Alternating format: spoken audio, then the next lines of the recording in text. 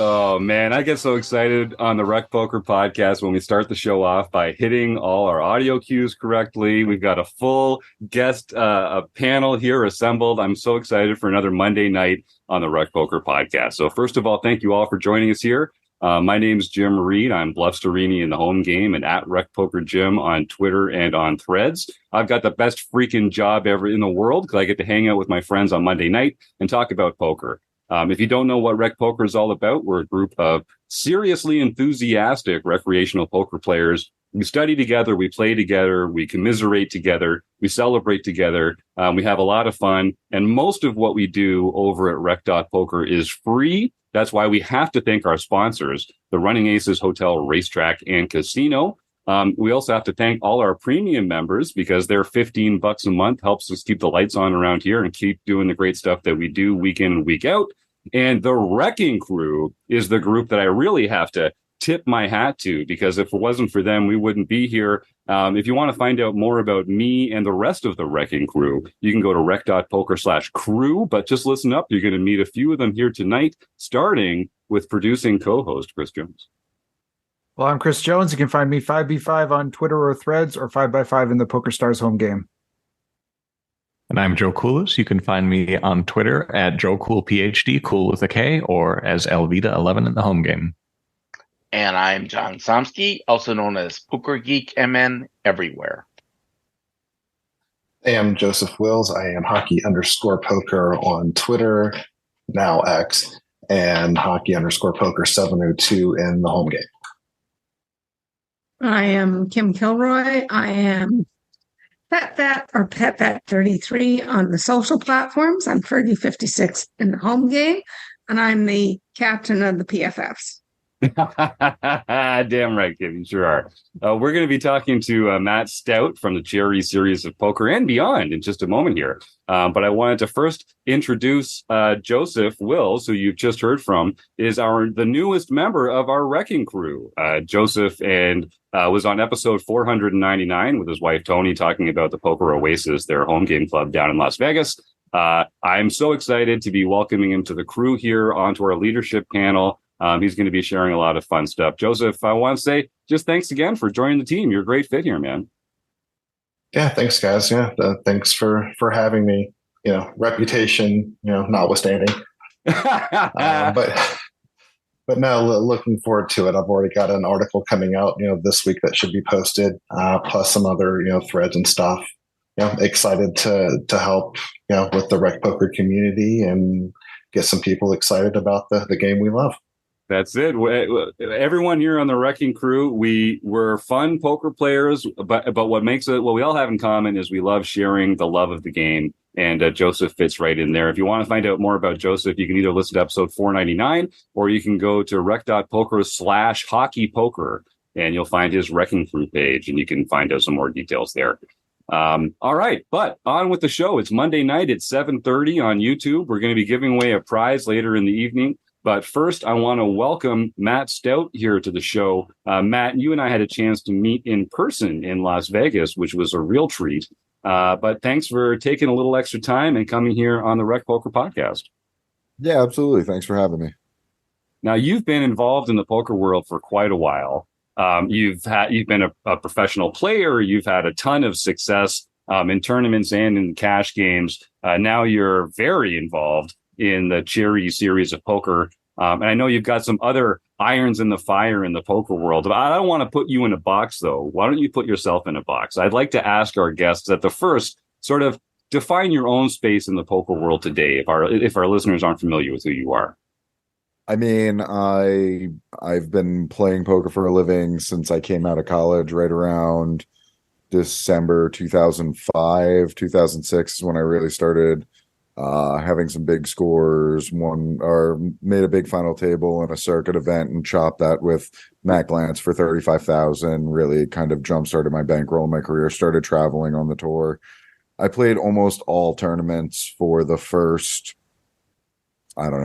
15 years of my masochistic career before I decided to start playing a lot more cash games, have transitioned to playing more PLO cash. I have kids now. I am spending half my time running the charity series of poker.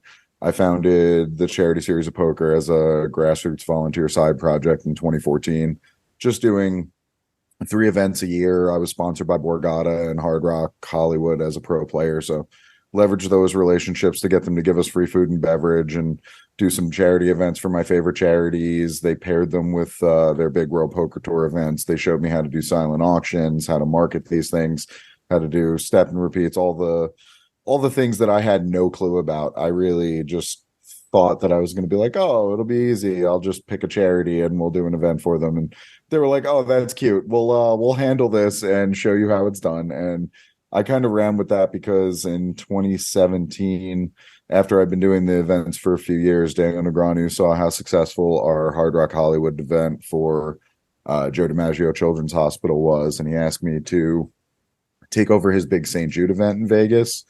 And that spiraled into me telling him to get the Golden Knights to sponsor his event because he knows the owner. He has 16 season tickets. He almost bought 1% of the team when they were setting it up. I was like, this is a shoe-in. Why haven't you done this yet? So it was my first question. I was like, yes, I'll run it. And why haven't you done this? Like literally same text while I'm still running the Hard Rock event. And he's like, oh, that's a good idea. I'll get back to you. 2 days later, he hits me up and he's like, oh, the Golden Knights want to sponsor the event, but they also want to run charity poker tournaments. They don't know how, so they want to talk to you.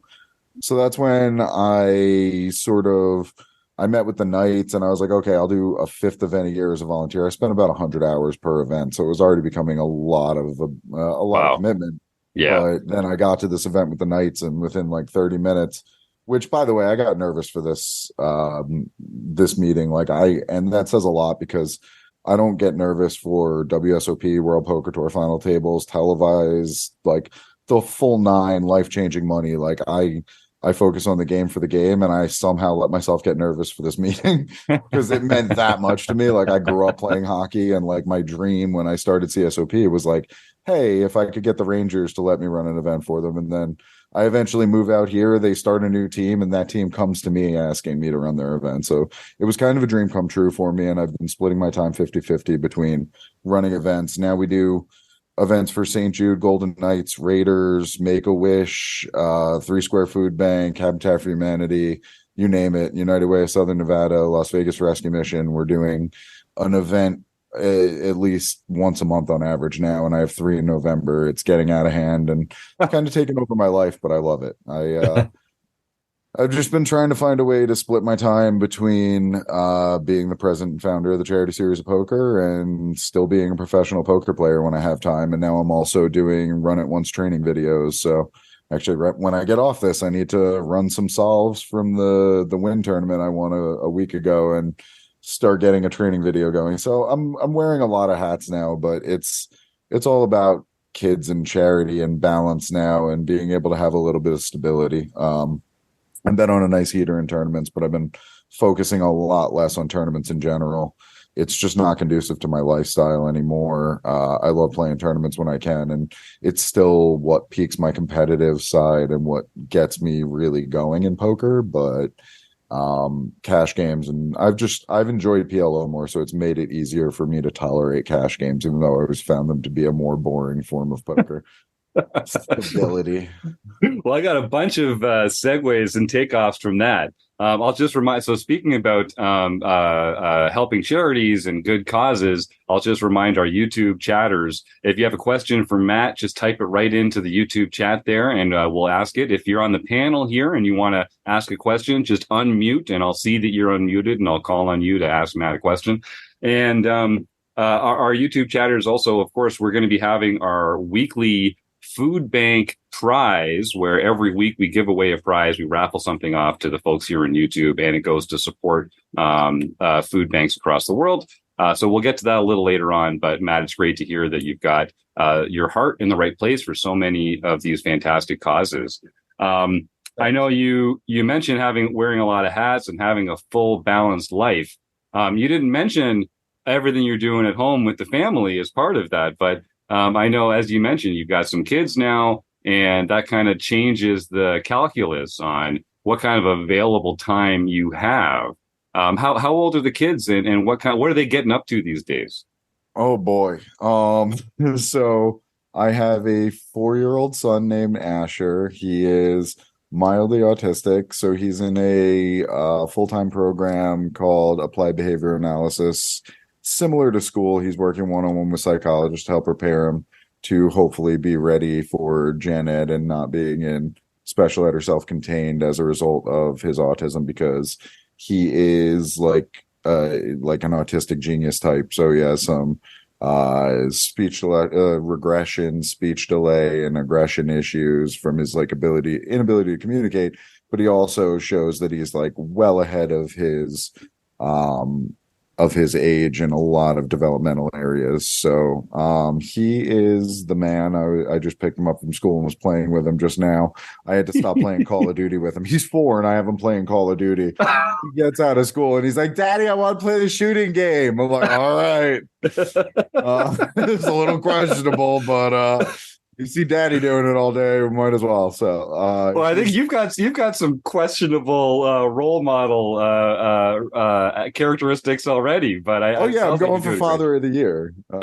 I mean, he's playing a lot of different games, and it helps him, cope and be happy. And it's not quite as bad. And there's certain benefits to screen time for autistic kids that are not there for kids that are not on the spectrum. So it's actually good that he's getting into games and he's like fixating on that, and he really enjoys it. So it's been a lot of fun. And then that's great. We kind of adopted my ex's 3 little sisters a little over 2 years ago to keep them out of foster care, and they are now 13, 17, and 19. So one of them is finishing up 8th grade, one of them is finishing up her senior year, and one of them just graduated last year. And a famously easy to get along with age group, those teenagers.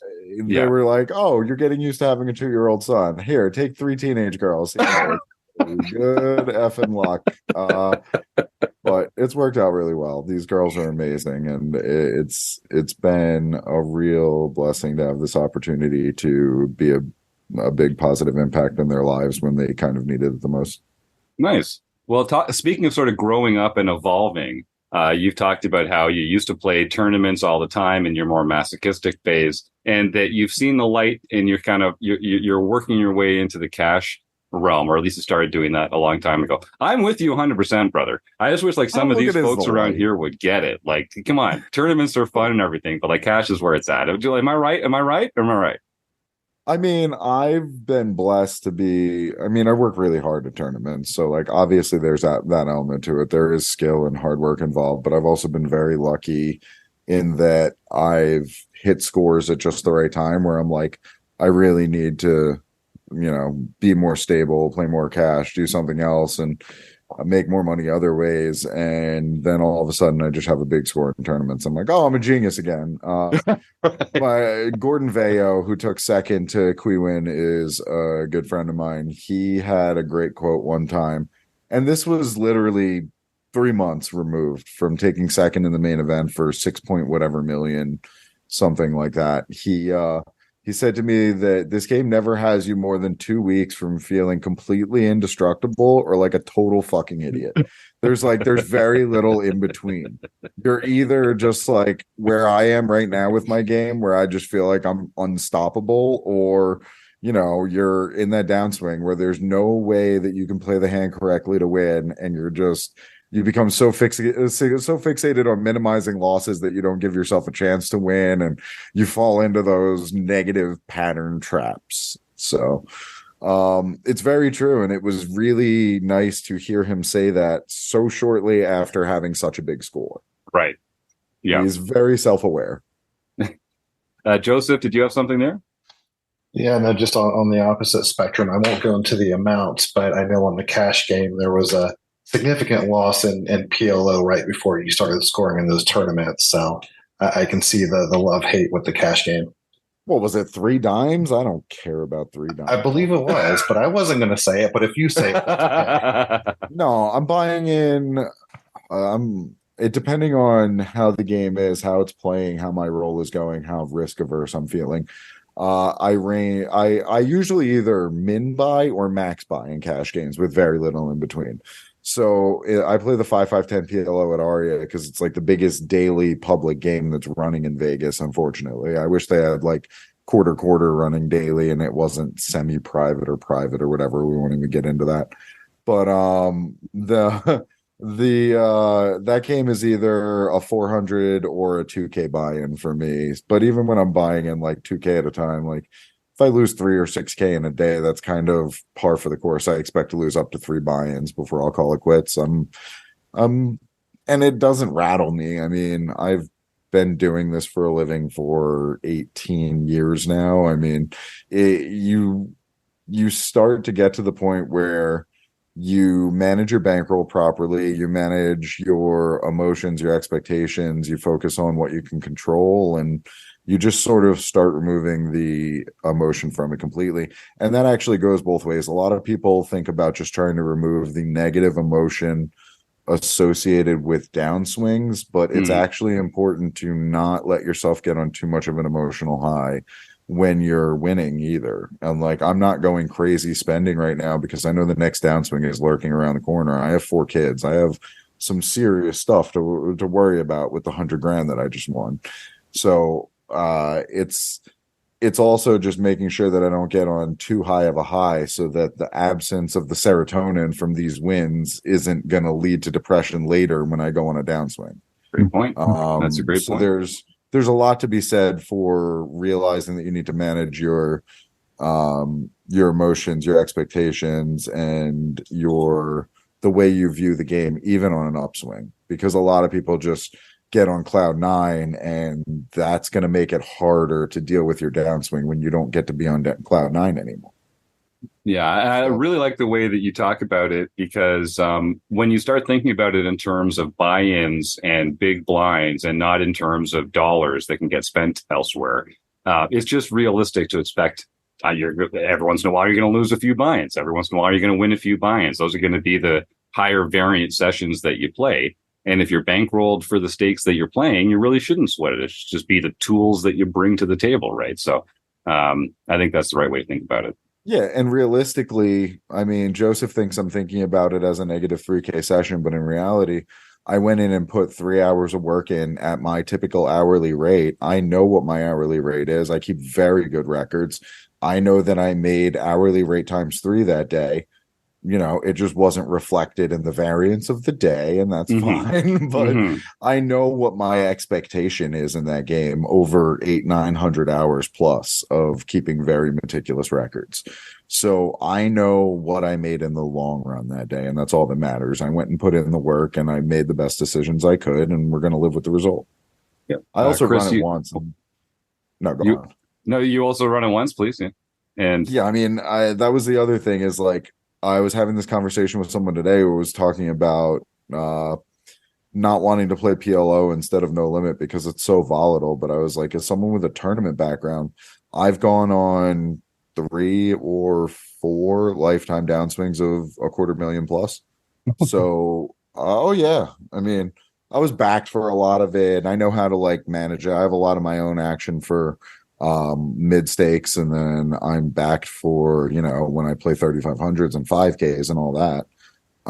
So I know how to manage it and make sure that I'm not going to put myself in too tough of a spot, but it's still it's still funny because people talk about variance in cash games and are like, oh, PLO and running at once, and I'm like, I have downswung a maximum of like 15 or 16K in that Aria 5-5-10 where I'm often buying in 2K at a time. That is 8 buy-ins, and even if we measure in the min buys, when I buy in 400 at a time, that would still be 40 buy-ins. Like, it's comically low variance, even running at once, even playing PLO. Like, when you compare cash to tournaments, there's absolutely no comparison in the variance. Yep. Chris, you had something there? Oh, well, I just wanted, I had a question about sort of the charity series a little bit too, Matt. I was kind of curious about, charity tournaments have to function like a good solid poker tournament, but they have to sort of be appealing to people who maybe, are just coming to support the charity. They might not really know even how to play poker. And I'm wondering about what are some of the ways in which you think are the best ways that a charity game can be set up? Like, what are the best ways to make it sort of all inclusive? Cool. I'll give you the two basic models that we use. One is our smaller typical events, and one is the big scale St. Jude type event that we just did at Resorts World. So our basic event, we have a 60 to 90-minute reception, which is silent auction and cocktail hour. We display all the silent auction items, give people the opportunity to buy 50-50 cash raffle tickets, bid on silent auction items, grab drinks at the bar, have past appetizers. And then we have the MC, thanking the sponsors, talking up different things on the mic. Then we just get into a turbo tournament, 15-minute levels, 10K starting stack, traditional rebuy structure. So it's usually a $300 buy-in that includes your silent auction and cocktail hour ticket. And it includes your initial chip stack, and you can do one rebuy right away when you sit down to get another 10K and buy your stack up to 20. You can't rebuy it. You can only do 2 buy-ins at a time. So if you get felted, you can do a double rebuy. If you get back down below 10K, you can do a single rebuy. We do that for 2 hours and 8 levels. We play 10K starting stack, 100, 200 through 800, 1600 in the first 2 hours. And then during the first break, we give you a chance to add on. We'll do double chips, and it's $100 for 20K, 200 for 40K, 300 for 60K. And then we close registration. We do a prize. There's a trophy and a $500 Lake Las Vegas Water Sports gift certificate, or a cash prize for whoever does the most number of rebuys, as well as the chip leader, so that we incentivize action at both ends of the spectrum and make sure that people are really going after it during the rebuy period and setting the tone. And that's the most fun part, is just hearing everyone screaming rebuy. It's for charity, rebuy. Right. We had a table that for 3 Square Food Bank one year, the whole table was all in blind the first hand. 9 people, great. $300 a piece, 2,700 in the middle, just immediately all in. Everyone's like pulling out their wallets. They're like, oh, it's for the food bank. Here, let's get the hundreds ready. So that's just a really fun, enjoyable vibe. It's not like normal poker tournaments. It's everyone kind of goes in expecting like hats and sunglasses and everyone being serious. And even like World Poker Tour champions and bracelet winners are like 7 drinks deep, like cash out on the table, just all in blind. It's hilarious. Chance is one of the best for that, and Anthony Zeno. They both show up to a ton of events. Joey Ingram's been coming out a lot too. The list goes on and on. The whole poker community has gotten behind it, and everyone who comes out to an event is just, I'm thanking them for coming, and they're like, oh my God, thank you for having me. When's the next one? Like, and it's really an honor to be the ringleader of this crazy circus where we all just have a blast for some of our favorite charities. Well, it's an easy cause to get behind. Everyone that's mentioned it to me tells me how much fun they've had there. There's no doubt about it. Thanks. And then we come back from add-on break. We do the 50-50, the trophies, and then it plays out in the next 3 hours. We play down to a winner. They usually get $5,000 or a main event seat. There's a bunch of other donated prizes. We do bounties where we'll take a lot of the celebrities and poker pros, put one in the 5 seat at each of the first 10 tables, give them bounty medals, gift certificates. So whoever busts them just gets to take the medal off their neck, gets the bounty prize, and everyone gets to chat it up with different celebrities and poker pros that way. And then the other sort of model is more the Negreanu big event that I took over. And that one is, dinner for 300 people at Red Rock, now Resorts World. During the dinner program, they have patient speakers, they have videos from the hospital, they have a live auction with 6 figures worth of stuff. We had a painting that went for 46K. Wow. That one's like the whole affair. That's like a full gala plus a poker tournament. Mm-hmm. And those we usually just charge $500 for the ticket, so that it covers the dinner program, like prizes, your initial chip stack, same idea. That's a 500 with 100 rebuys, same structure. Always a main event seat for those, because those are 6-figure events. Anytime we have events that are doing well into 6 figures in revenue, we usually bump it up from doing $5,000 for first to doing a main event seat for first.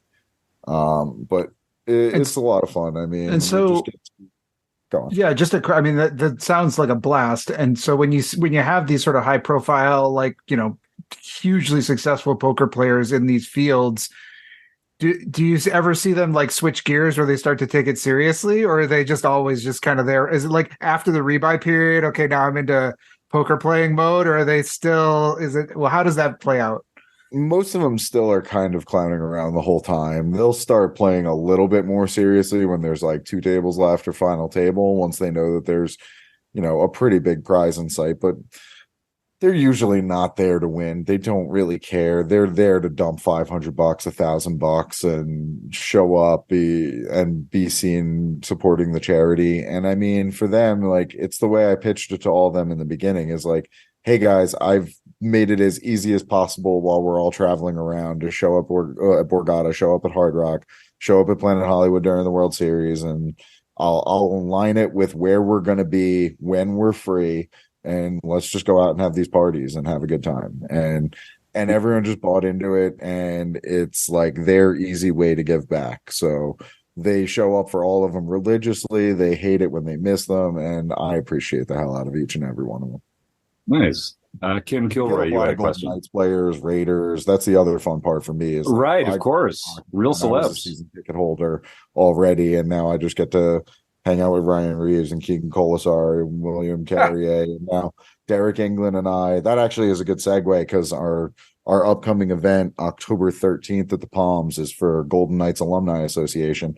I've been hanging out with Derek England, former unofficial captain, the original unofficial captain of the Golden Knights. They didn't technically have a captain, but it was definitely Derek after the impassioned speech he gave during their home opener about the October 1 shooting. And that was really emotional and very crazy, weird timing for us to start an NHL franchise. And he gave a really powerful speech about how, like, Vegas is his hometown, and it means a lot to him. His kids were born here, and how the team was going to do everything that they could to help the town rebuild and heal.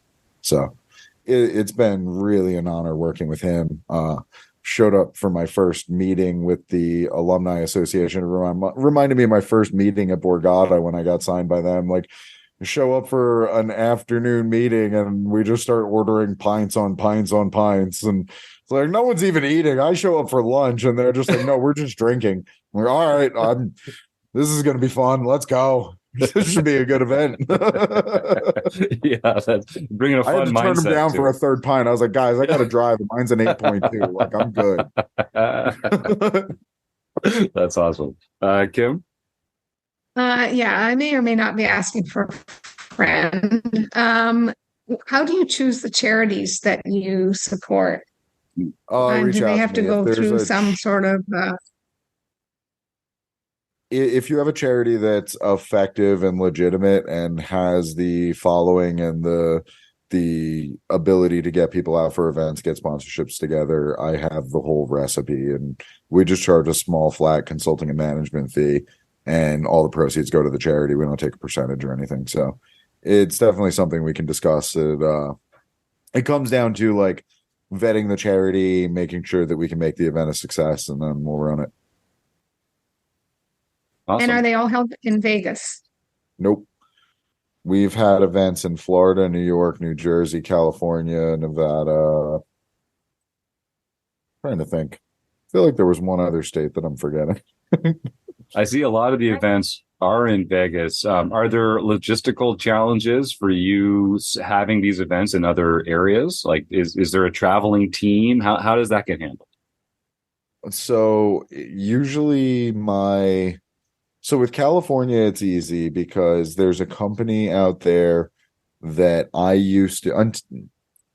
originally used to contract with them and have them do the operations, bring in dealers, chips, and tables for any events that I did where I wasn't having casino staff at, because they were vetted and approved by Nevada Gaming Control Board and casino, or whatever the California Bureau is called. I think it's the California Department of Justice is what handles gaming, charitable gaming, in the weirdest way in California. That is weird. Okay. They are very strange about it too. But either way, that company is out of California. They travel to Vegas. They have a great team. They're very professional. It's called the Poker People. And shout out to them. They were instrumental for a long time for us. And then as we came out of the pandemic, I had already been making plans with Glenn McCrory, the owner of Bar Poker Open and Gorilla Gaming. He's become a pretty good friend of mine, is very supportive of CSOP. He came out to an event years ago and loved it, told me anything he could do, he'd be all about it. So I really tested that.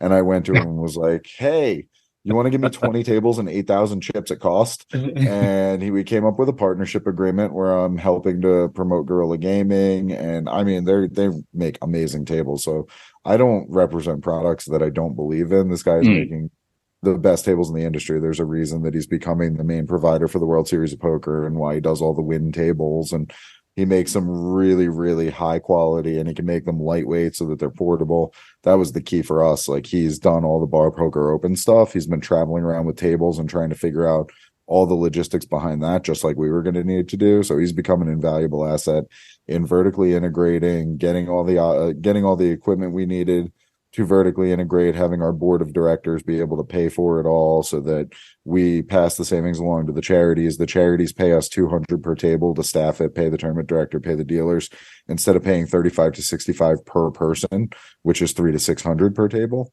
Yep. So that offsets our consulting and management fee almost completely in most cases. And then we also donate 10 or 15 grand worth of tournament prizes and silent auction items that my network just happily donates for every event. I mean, we have 2 glass seats, like literally first row on the blue line for the Golden Knights in each of our silent auctions, hotel stays at Aria, Brad Garrett meet and greet and comedy tickets, restaurant gift certificates, strip club bottle service packages. Like it just goes on and on there.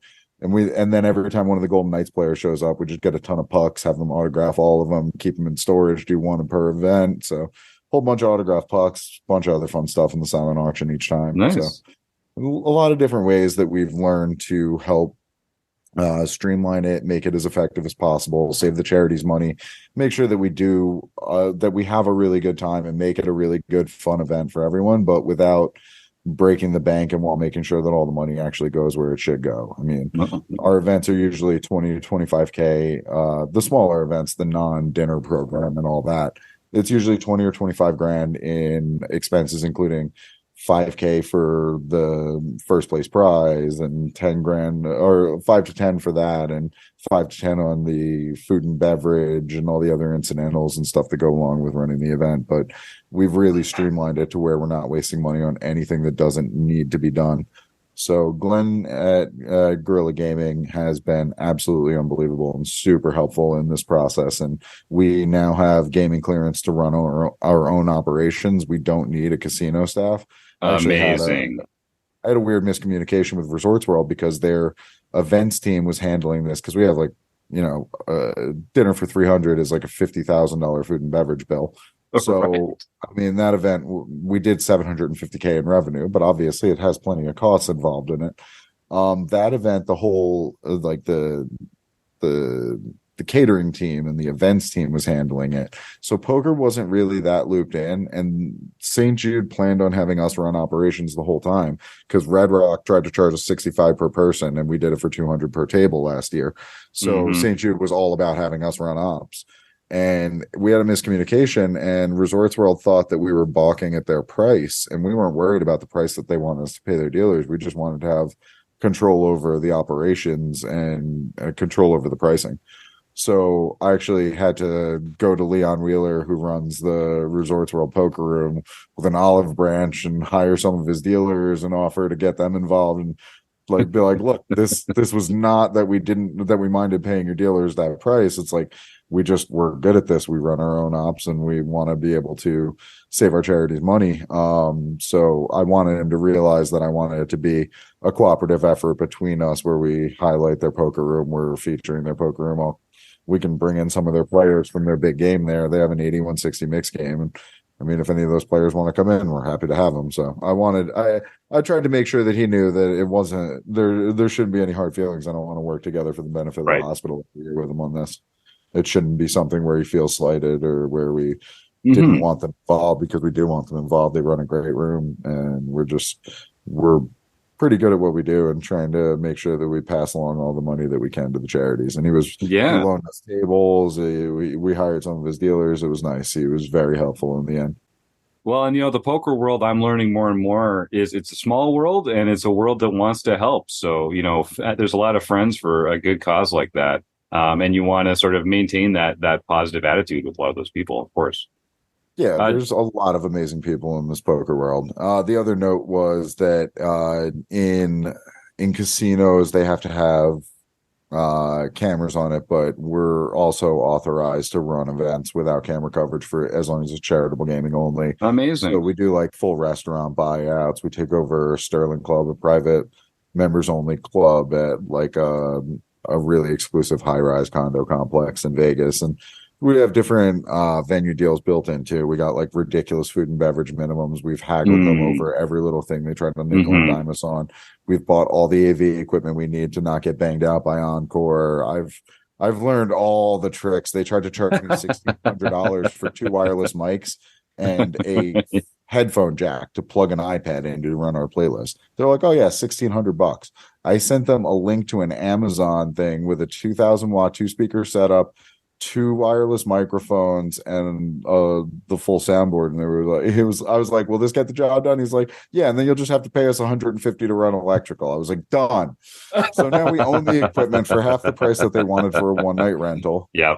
It just never ends. There's so many things. I thought I was just gonna, easily run these events on the side for some of my favorite charities, and now it's become my job to find every little way to streamline everything, make it as effective as possible, and make them as fun as possible. Make sure that we have something for non-playing guests to do. If you don't play poker and you're there with a sponsor, we still want you to be involved in the silent auction, the 50-50. We run karaoke, we have outdoor games sometimes, depending on what the beneficiary wants to do and how high or lowbrow they want it to be. We have a full sliding scale of events. Yeah. You want to cover all your bases, you want to have something for everybody. That makes a lot of sense. I like it. Joseph, sometimes I go up to a beneficiary and I'm like, "All right, so what do you want me to tell the MC?" Like, with 0 being very buttoned up St. Jude and 10 being our awards dinner where we do whatever we want to do, what level should the MC be at? Right. Yeah, you got to calibrate appropriately. Yeah. It's like, do not. The funniest part, and this is the irony and why I'm so good at this, St. Jude wanted Brad Garrett. I was like, "Guys, you are the last beneficiary I have that can handle giving Brad Garrett the microphone. He is so un-PC and out of line, and when you hand him the microphone, there's no going back. He's going to run with it, and everyone's going to get a little tense. Everyone's going to be looking around the room like, is everyone else still on board with these jokes?" Like, our first event, he ripped Coolio so hard that Coolio was like death staring Brad, and Brad he just started like blocking his vision from Coolio. Goes, hey Matt, is he still looking at me?" Like, he certainly gets quite out of line. So knowing how to pair these MCs and beneficiaries is always a good idea too. And they really pushed so hard for Brad Garrett, and I was like, "Guys, you can't handle him. I don't know how to put it. Like, you nice don't want that." I had Clayton Fletcher, my friend who's a stand-up comedian. You probably had him on the podcast at some point, or you should. We have, stand-up comedian owns West End Comedy in a club in New York City. He's made a lot of deep runs in the main event and stuff. He's become a pretty good friend of mine. We had him MC the St. Jude dinner one time, and he made one little baby Hitler joke. And it's all it takes sometimes. Heard the end of it from St. Jude since. Yeah. I can't show up in Memphis without higher ups coming up to me, mentioning in passing that one little, it wasn't even like a full grown Hitler. It was a baby Hitler joke.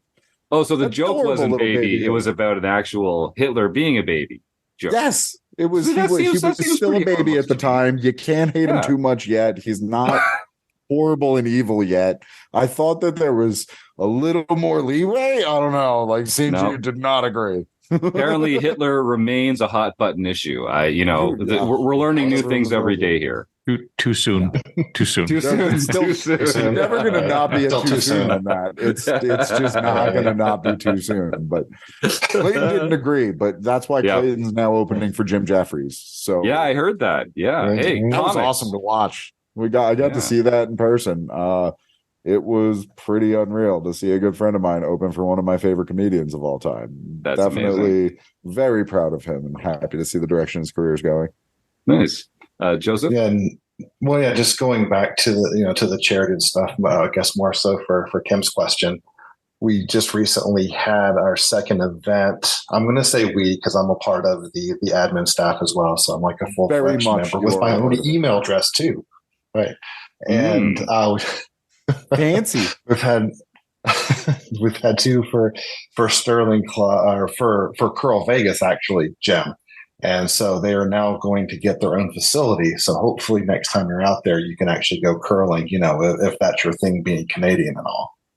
Oh, yeah. We like all of the ice sports up here. We're big fans of all the ice sports. Definitely. All right. So there's going to be a curling facility in Las Vegas. Just let that sit with you for a second. I love it. I love everything about it. Right.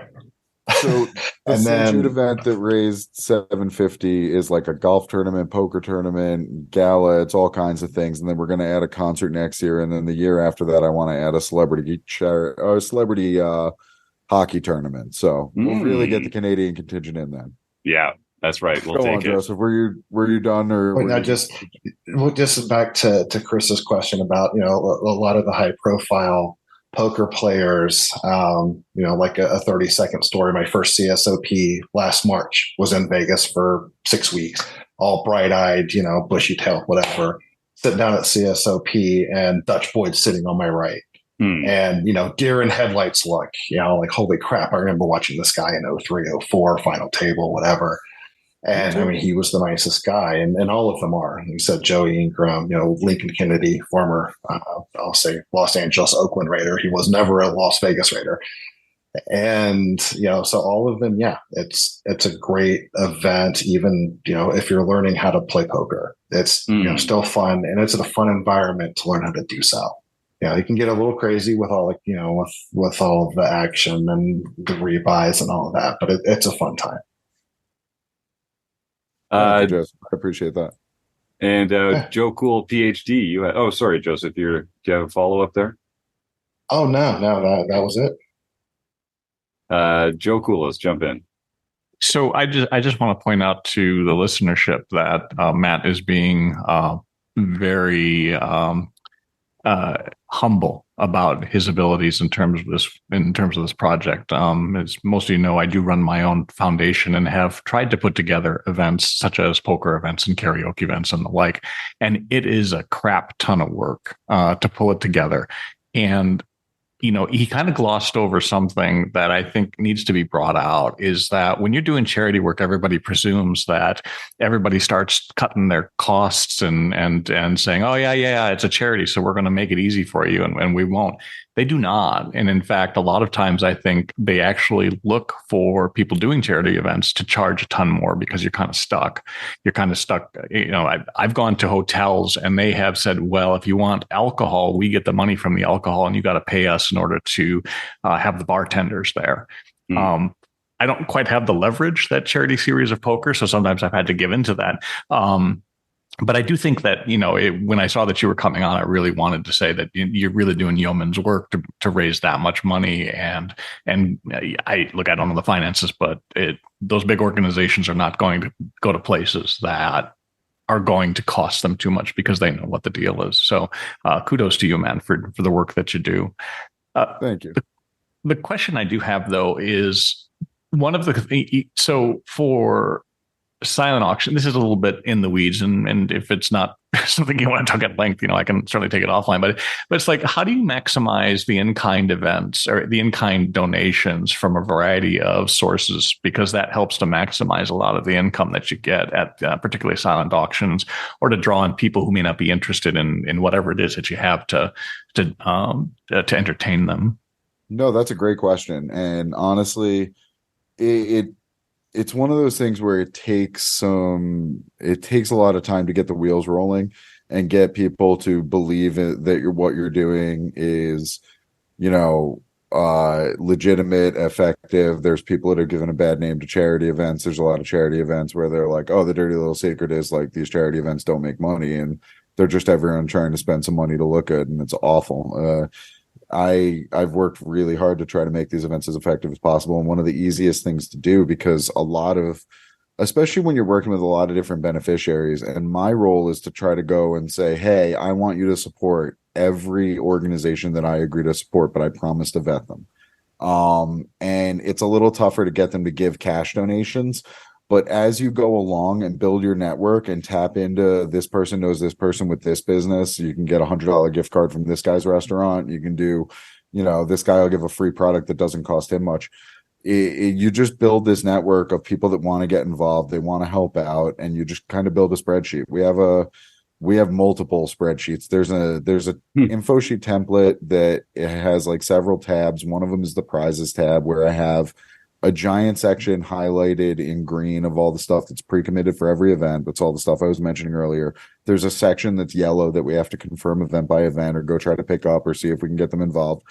But it's just building that network, because there's a lot of businesses that are more than happy to have you showcase their product, list them as a silent auction sponsor. They give you like a $200 item as an in-kind donation, and that's so much easier for them to give cash every time that you're running an event. But someone else is going to come along and buy that product for $100, $150. They're going to get a discount off retail value. You generally expect to get like a little over half of your fair market value in a silent auction overall. I mean, certain items tend to do better. Restaurant gift certificates, sporting tickets. That's another thing to think about. A couple avenues to go in terms of, you want to build a committee for your event so that you can tap into a lot of people's personal networks. You want to focus on companies that have very high fixed and low variable costs. So like restaurants have to pay a lot for every plate that goes out. So they're tougher to get big gift certificates from. But my friend owns Lake Las Vegas Water Sports. They have kayaks, paddle boards, flyboarding, all kinds of stuff like that, where he's going to have to pay his staff. He already owns all of his equipment. The variable cost of a $500 gift certificate going out costs him $50 maybe in upkeep and gasoline and stuff. It's so much easier to get those to on board to give you like a higher dollar amount. He literally made the mistake of telling me that I had an unlimited budget to give out their gift certificates. So we definitely do. We're practically handing them to you when you walk in the door for our events. It's like, hey, you won a bounty prize. Hey, you won the chip lead. Hey, you took 7th and you didn't win anything else, but here's part of your consolation prize, like a restaurant gift certificate, and go try flyboarding. So getting a lot of those items and just building your network it's a process. And I mean, honestly, that's one of the things Joseph can attest. I'm having him help out, because aside from my event by event spreadsheet, I have a separate spreadsheet called the master contact list, where I just have a giant list of companies that donated to other charity events or that I'm interested in and think would be a good fit.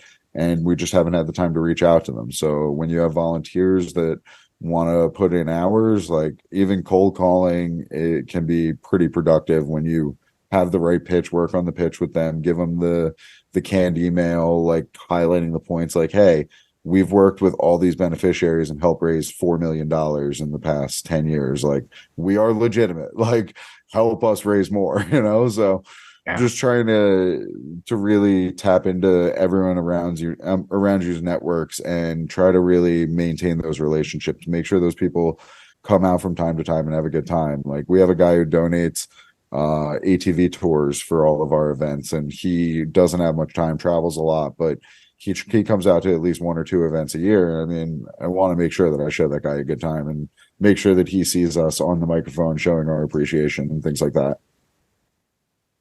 Joe, there was a question here about in-kind donations and sort of what that means and why that's a struggle. Can you talk to that a little? Well, I think it's just broadly, it's just a donation from a company or corporation to the event where they don't charge you for it. And yeah, any non-cash item. Yeah. And so just in kind is just the terminology they use. It can be hard to get them at times, and it's not so much a matter of that companies don't want to give stuff, right? As, they want to be seen as charitable, but the problem is that there's just always a lot of hands out. And so for years here on the East Coast, I would try to hit up the Patriots for things, and they had a certain amount, they gave it out. And if you didn't hit that window, then you didn't get anything for sure. And you had to get in the window a certain time because they had, I think, a raffle, to be honest. Calendar. Yeah. We would have our calendar marked for several points in the year. Yeah. It's like, oh, we got to hit the Raiders up at this time. We got to hit the Golden Knights up at this time. I mean, just knowing that calendar and trying to make sure that you establish those relationships is key. And also, if you email me, I can send you. We have 2 separate decks. We have a cash deck and then an in-kind sponsorship deck.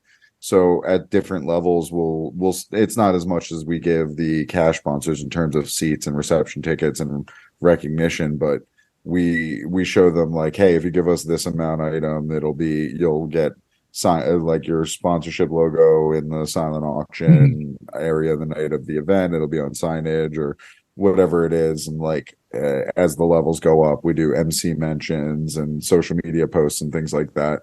So just showing them like different levels of recognition at different levels of donation is another way to kind of strategize it. Okay.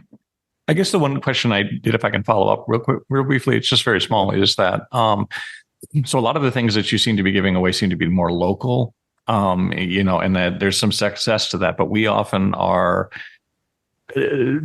trying to have one event where we're dealing with a lot of people from across the country. How do you manage that aspect, given that I bet that a lot of people fly into Vegas for the events? Good question, because I'm working on that, because we do get that complaint from people who are traveling in a lot of ours are heavily local, but the St. Jude event, now that they've made it this big destination event where they combine the fashion show with Anne Fontaine, the golf tournament, the gala, they have half the people that attend the event flying in for it. And then we have to deal with people not wanting the local experience thing. So I definitely need to work on some more national sponsorships, whether it's Chili's, Applebee's, whatever it is, where we can get something that it's probably in their neighborhood too, or gift cards to some kind of national company. It's definitely one of the things that I want to work on for multiple reasons. Not only the people that travel here and want non-Vegas centric prizes, but November 19th, I believe it is, we have an event for Folded Flag Foundation in Palm Beach, Florida, as part of the Bar Poker Open, my partnership with Glenn from Guerrilla Gaming. So one of the challenges there is we don't really have a local committee tapping into the local businesses the way that we constantly do in Vegas. And the great part is a lot of them just come to me. They're like, oh, this event's great. I can donate this. I didn't even know this person was a business owner. And then we have another one that's just like, oh, we're on board. Every event you do, just put us on. And that's definitely a great thing to have, but working on the national thing will make it easier for me to go to different venues, different regions, and still have a nice selection of items that are still going to appeal to people. Well, I'll let everybody out of the weeds from these interesting things to me, but thanks for all the work that you do. It's great. I know the efforts that you put in, and you have my respect, man. Yeah, man. Thank you. I appreciate that. Anytime you need some free consulting, hit me up. I'll send you our decks. I'll send you whatever you need, help you kind of copy our model. I appreciate that. We could try to partner if we can make it big enough and we can make it worth us flying out and doing all that. And that was kind of the answer, is outside of this gets back to one thing that I talk so much that I forget the question by the time I'm done talking. I get sick of listening to me too, so don't feel bad if you do. But we usually are partnering with casinos outside of here, but now that I may start doing more in Miami area and between Palm Beach, Hard Rock, Hollywood, and 11 nightclub in Miami, is one of the owners is a friend of my vice presidents, and I work out of a digital marketing and advertising agency now. So we have a web team, graphic design team, social media and email management team in-house, and they do the marketing and everything for 11 Vodka, their vodka brand for that club in Miami. So we might be doing some more stuff with them as well. And I think my goal is to have our next set of 20 tables be sitting in storage in Miami waiting for South Florida events. And then just as each region grows, we can do that. But in between then, like right now, St. Jude wants to do national expansion. We're working on doing Hard Rock Hollywood. You're probably going to see a St. Jude Sherpo CSOP August, the night before their 5K main event. So if everything goes to plan, that will be a thing. I already went and introduced the guy who runs their Miami office to Bill Mason, who runs Hard Rock Poker, and everything looks good so far. So we're optimistic, and from there, we're going to start doing more St. Jude events and more markets. And we're just going to work on ones that have casinos for now so that I can have them run the operations as long as they're amenable partners. And Joe, one of the other things I wanted to touch on was the haggling with venues. I have an interesting leverage point because I didn't realize this at first until I was haggling with a venue once and thought of it on the fly. And I was like, just so you know, I get paid a flat fee. Like, how much you charge is not going to impact my bottom line whatsoever. I'm already working for way too little. I don't care. What I'm doing is trying to pitch you as a venue to my beneficiary, and the lower you make these costs, the more attractive you'll be, and the more events I can book there, and the more celebrities and big name poker pros I'm going to bring. And they know how much it helps to have the Sterling Club being posted about by Keegan Colasar and other Golden Knights players, and having celebrities show up. And I mean, even the Palms, when we do events at the Palms, like this Golden Knights event, I already got an email from them like, hey, can you send the guest list because our executives want to know what celebrities are going to be there? Like, so they know that there's different benefits to them, even when they want to pretend there's not. And it's been a fun haggling thing for me, making them realize that I'm not fighting for me, and I'm fighting for them, and I'm on their team. And it was a whole paradigm shift, and it got them to really cut the numbers for me. So do you think I can count Jim and do you think I can count Jim and Chris as celebrities if I invite them to my event? the biggest of them all. I mean, no doubt. We will find different ways. You can always find ways to add value. I mean, it goes back to how to win friends and influence people. You have to be remembering to look at it from their perspective and try to explain what's in it for them. Even with charity stuff. And that's what I learned. Like, you think that, like you said, like people think that everyone's just going to be amenable to trying to help charity, but you run into a lot of roadblocks. You run into, I don't know if I want to get into it, but having one of the largest organizations in poker threaten to send you a cease and desist for the name of your organization. But, bluff catching that. Anyway, you run into foes that you wouldn't expect sometimes, and things that you wouldn't expect to happen, and spite from directions that it shouldn't come from.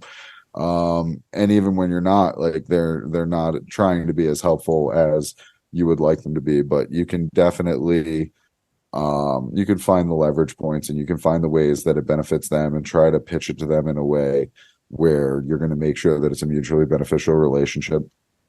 Listing them as a presenting sponsor, putting them on the step and repeat, posting, thanking them for sponsoring, even if it's just cutting their food and beverage minimum, not waiving a venue fee. Like, we get, really low food and beverage minimums, and we're not getting banged down on too many venue fees or unionized labor costs. And like, I've worked very, very my venues based on that, and they know that, and that's been my leverage point. Nice. Well, I know we're coming up on an hour, Matt. I'm going to give folks one more chance to type any questions into the YouTube chat. They have any last questions, and here on the panel, we're got to get our man back here to COD with Asher. So, and I want to say I'm excited because, Matt, you and I have been talking offline a little bit, and we're going to be offering some seats to some charity series of poker events coming up in the next little while. We don't need to get into any of the details now, but it's a cause that we are very excited to be supporting. There's going to be some rec poker prizes available to some of your participants and that sort of thing. I would just say sort of watch this space and see what kind of fun we can have. But if anyone wins a seat to a CSOP event, there's an understanding that the rebuys are mandatory. All right, there's going to be you're going to have an opportunity to donate some of your own hard-earned cash to the event, and I'm really looking forward to seeing how that comes. It's October 15th, I think you said, was the 13th. Next one coming up. 13th? Great. Yep. Palms. And we'll be putting some information about that in the show notes here. Joseph, was there anything you wanted to jump in with before we go? No, just Friday the 13th. What could go wrong? Yeah, there you go. A little spectacular. I love it. Right. Thanks for the optimism. That's what I need. That's right. Anytime, man. Love you, Matt. Well, Mark Prashon is here in the YouTube chat. That's right. The Mark Prashon, website Mark himself. And he doesn't have a question so much as a comment.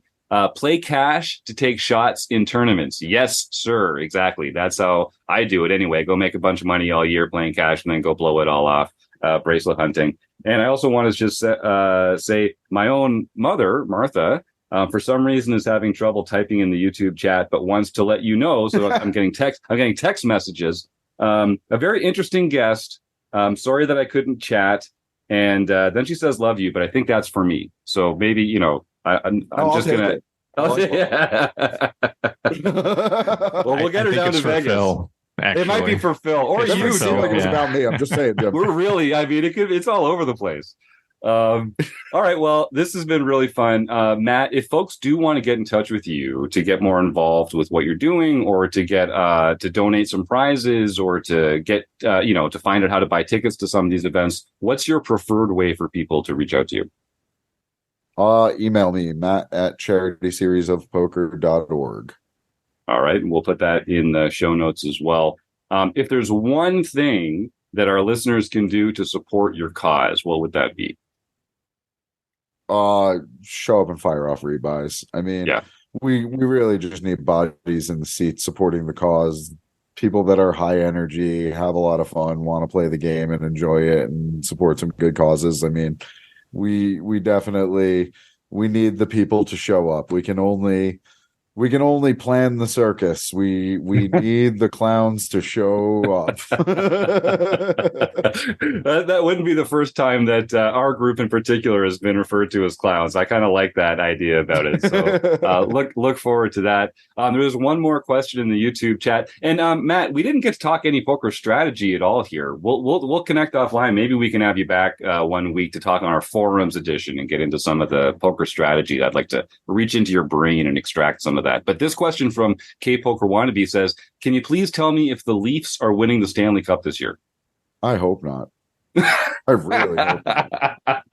I would like to see a repeat champ or maybe the first cup for the Rangers since '94. I mean, right. I already got two teams. I'm really rooting against Toronto, but I love Ryan Reeves. He's actually, I mean, I'm not one of those people that overstates my relationship with celebrities. We've become like more than acquaintances. We're not quite friends, but he is certainly a really good dude. He donates all the beer for our events.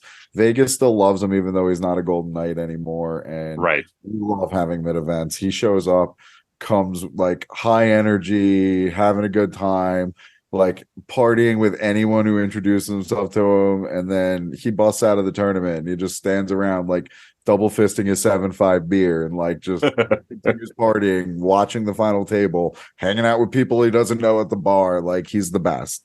Really, really good dude. A lot of fun to be around. Definitely appreciate him donating all the beer we can possibly drink at the events.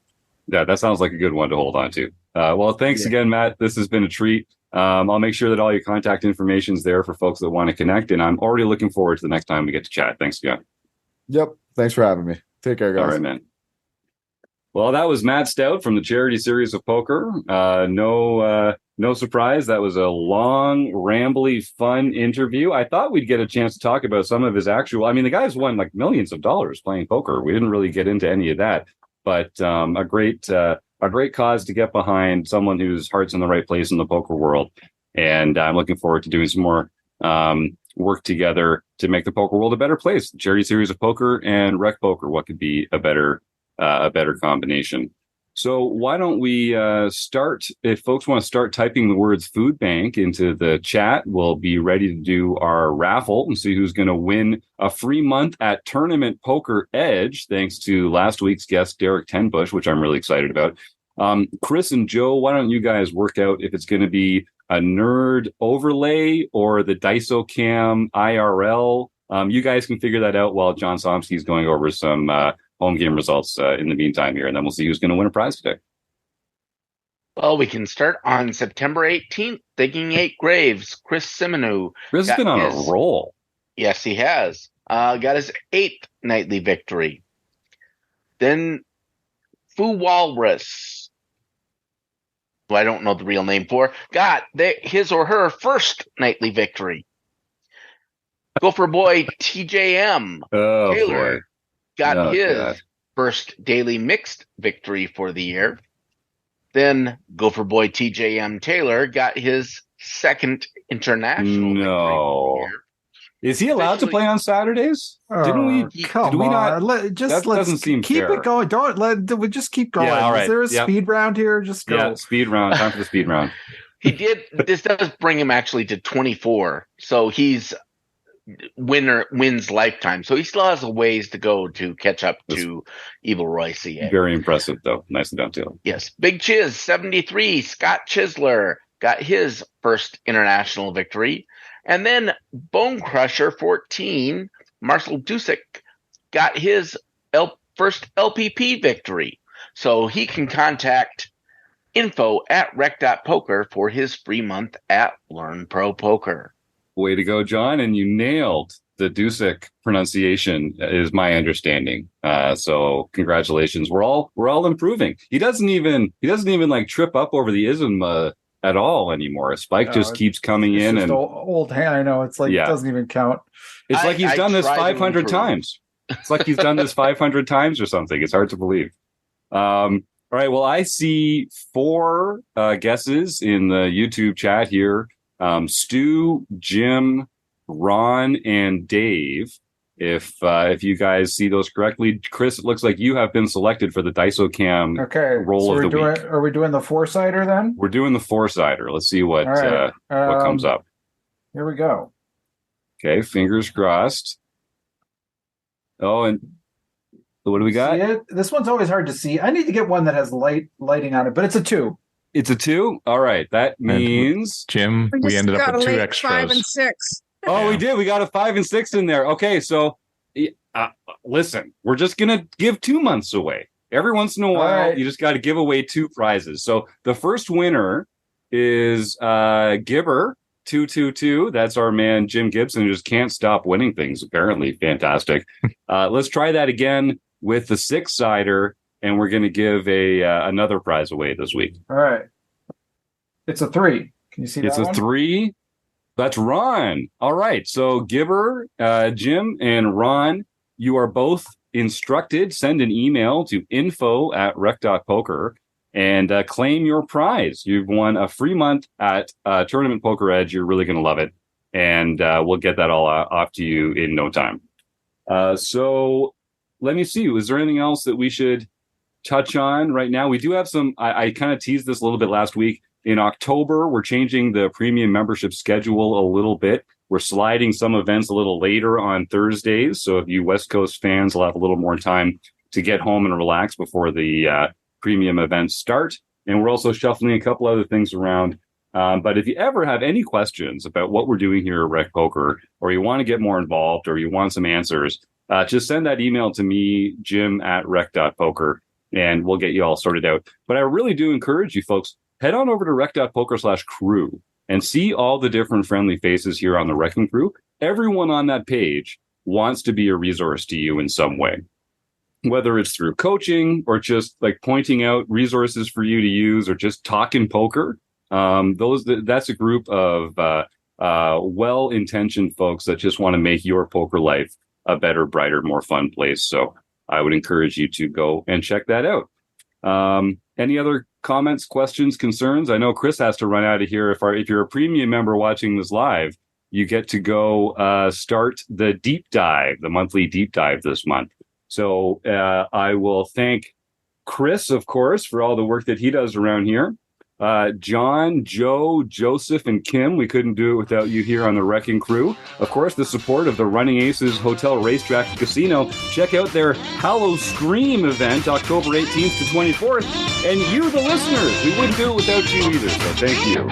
See you again next week. I hope everybody have a fantastic time.